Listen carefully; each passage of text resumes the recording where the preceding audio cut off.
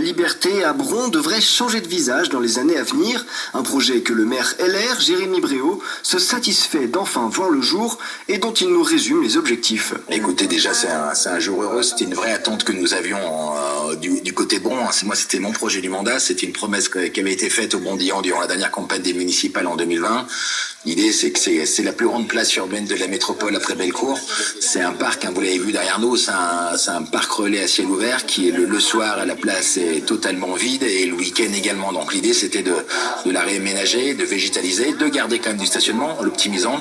Les études ont montré qu'on pouvait diminuer le nombre de places de stationnement sans remettre en cause tout. Et l'idée c'est donc végétaliser, faire également aussi un mail piéton, un lieu aussi pour les commerces, bref, en faire un lieu de vie et un peu la place du village. Alors dans un premier temps, c'est l'allée des Platanes, en faire un mail piéton sécurisé pour améliorer la fluidité de la circulation piétonne. Deuxièmement, ensuite il y aura la végétalisation de la partie nord, avec donc une suppression d'un certain nombre de places de parking. Et puis la troisième étape, ce sera l'installation des commerces à l'est de la place.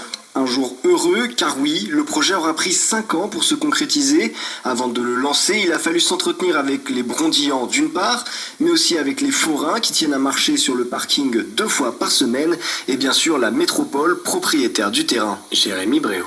J'aurais aimé que ça aille plus vite, mais sauf que c'est ce que j'ai découvert en étant maire en 2020. Le temps de l'action publique parfois peut être long. Après, on n'est pas non plus sur la rénovation d'un square à l'angle d'une rue. On est ici sur la plus grande place de la métropole après Bellecour. Donc ça a pris 2 ans au début pour convaincre la métropole.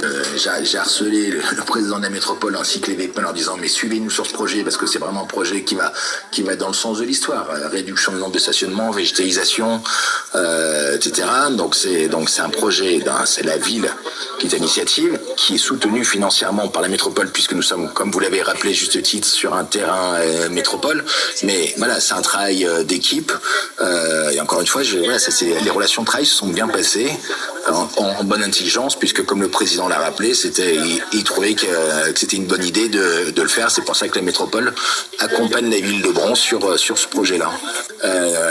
Après le travail, on va dire, de réflexion avec les services de la ville, les services de la métropole, ainsi que les différents partenaires, cabinets d'architectes et autres, l'idée c'était de faire accepter ça, et puis également aussi aller demander quelles étaient les attentes des habitants, des commerçants, des forains. Donc nous avons fait 3 grandes réunions publiques, nous avons fait aussi des visites sur place, nous avons fait aussi des ateliers.